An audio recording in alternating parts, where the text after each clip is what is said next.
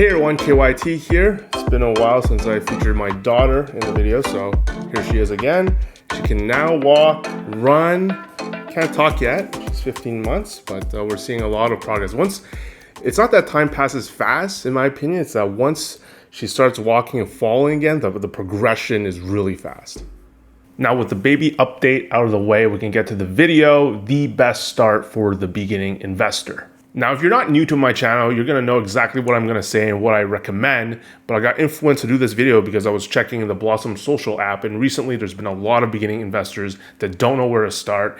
And I think there's a lot of misconceptions I wanna clear up, because people think that maybe you need to know a lot to start investing, that you need to have a starting capital of $5,000 or something. And I wanna clear that up. There is a method that is recommended by certified financial advisors, people who are actually able to give advice that you can employ, that is low effort, again, easy to understand, versus a lot of people that are on this app who have claimed to have lost 25%, 50% of their portfolio because they decided to copy a YouTuber, or copy a TikToker on how to invest.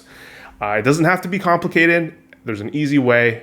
And again, recommended by professionals. Now, let me offer you this visual. This is from a friend of mine who thought he could do better than the index stock picking, who got influenced by meme stocks here and there and online personalities that he was following. And the result was his $1,000 lost 90% value on this little experiment.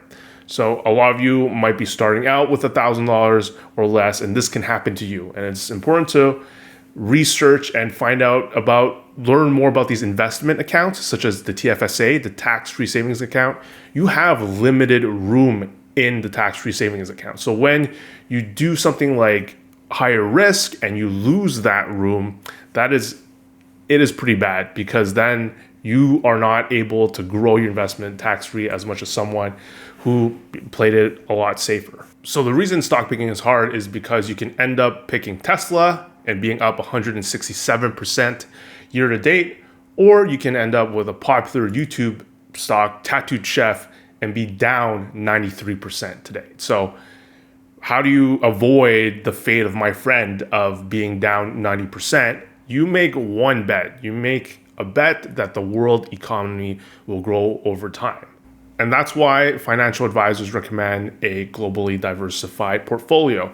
If we look at XWD, an ETF that tracks the world index, you can see despite wars around the world and pandemics, it tends to go up over time. The world economy historically has gone up over time. So you're making this one bet. Of course, it's also, if you zoom in, there are kind of roller coaster type drops like here and here, but eventually it goes up. It's a safe bet to make.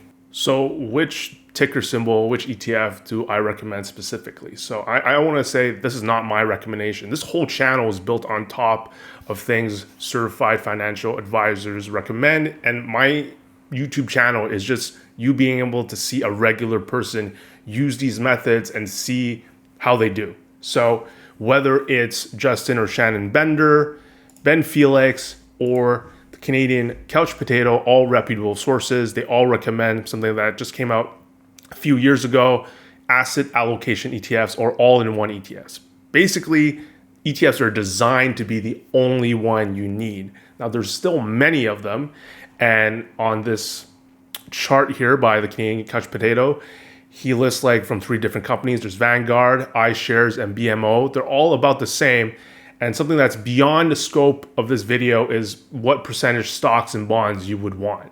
So for me, I'm early in my investing career. I have a lot of human capital, meaning money that I'm generating from my job, and also money from my wife that we're able to use. I use all of it, that we're able to use as a family to invest. So that's why able to go higher risk and be 100% stocks. And that's why I trumpet being 100% XEQT. Again, I'm not trying to be special and unique by saying I'm 100% XEQT. This is just what is recommended by these professionals. So for you, it would have to be a more specific situation. You have to look at your life situation, where you're at, to know, stocks or bonds. And again, This is beyond the scope of this video to recommend the specific ETF for you precisely.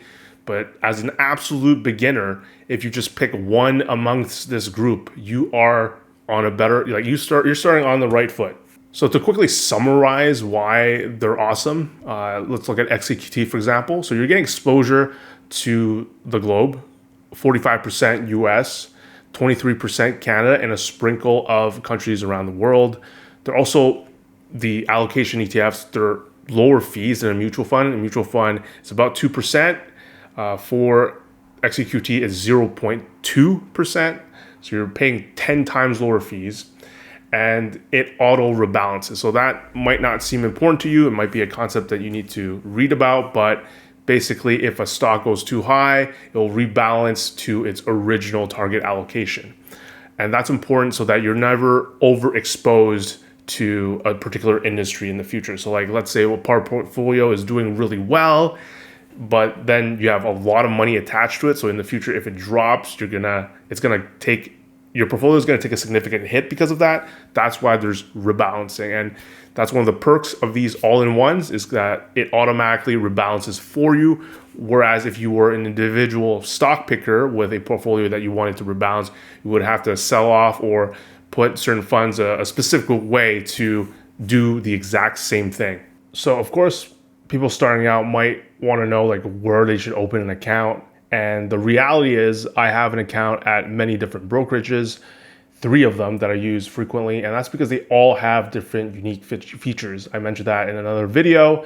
For example, on Questrade, it allows me to self-direct an RESP. That's not something you can currently do on WealthSimple. WealthSimple, I think, has the best interface, but again, I want to be able to self-direct and not have them manage my RESP. So you're going to have to be okay sometimes with having multiple accounts. I know some of you are more OCD or want like everything in one account and want it to be clean, but there's just different accounts. They have different perks, and eventually over the years, I think they're all going to improve, and that it's good that they're competing against each other.